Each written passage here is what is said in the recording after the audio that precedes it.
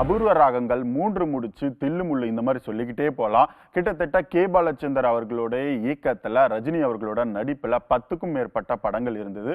அதுல ஒரு சில படங்கள் கேமியோ ரோல்ல சூப்பர் ஸ்டார் அவர்கள் பண்ணியிருந்தாங்க. சார் யார் நீங்க?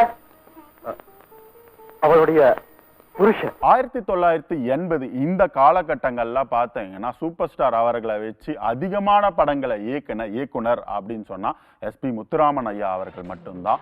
அந்த வகையில கிட்டத்தட்ட 24 படங்களுக்கும் மேல இயக்கியிருக்காங்க. முரட்டுக்காலை, நெற்றிக்கண், போக்கிரி ராஜா இந்த மாதிரி சொல்லிக்கிட்டே போகலாம்.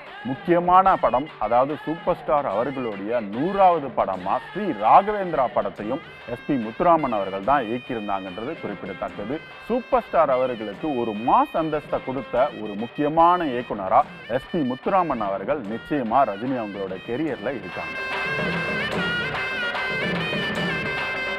சூப்பர் ஸ்டார் அவர்களை ஒரு டெமிகாட் இமேஜை கிரியேட் பண்ணி அவரை அந்த அந்தஸ்துக்கு கொண்டு போன ஒரு சில படங்கள், அந்த ஒரு சில படங்கள் பார்த்தீங்கன்னா சூப்பர் ஸ்டார் கெரியர்ல ஒரு மாஸை கிரியேட் பண்ணி வச்சிருக்கு. எஸ், 1992ல வெளியான அண்ணாமலை ஒரு பக்கம், 95ல வெளியான பாஷா ஒரு பக்கம். இந்த மாதிரி படங்களை இயக்குன சுரேஷ் கிருஷ்ணா அவர்களை பத்தி கண்டிப்பா சொல்லியே ஆகணும். எஸ், நம்ம சுரேஷ் கிருஷ்ணா, ரஜினி இவங்க காம்போ ஒரு மாஸ் காம்போவா அமைஞ்சது.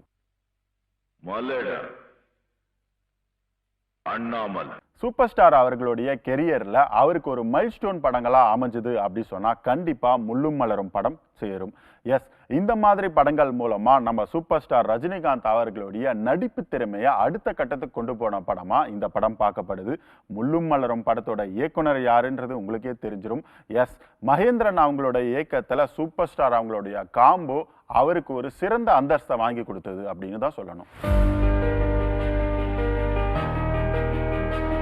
1991 சூப்பர் ஸ்டார் அவர்களுக்கு ஒரு ஆழமான ரோல் கொடுத்த ஒரு படம் தான் தளபதி.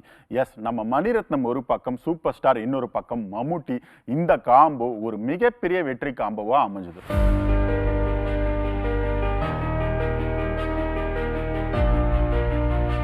சூப்பர் ஸ்டார் அவர்களோட கெரியர்ல ஒரு முக்கியமான அங்கம் வகிக்கிற இயக்குனரை பத்தி சொல்லியே ஆகணும். எஸ், நம்ம பி. வாசு அவர்கள் தான்.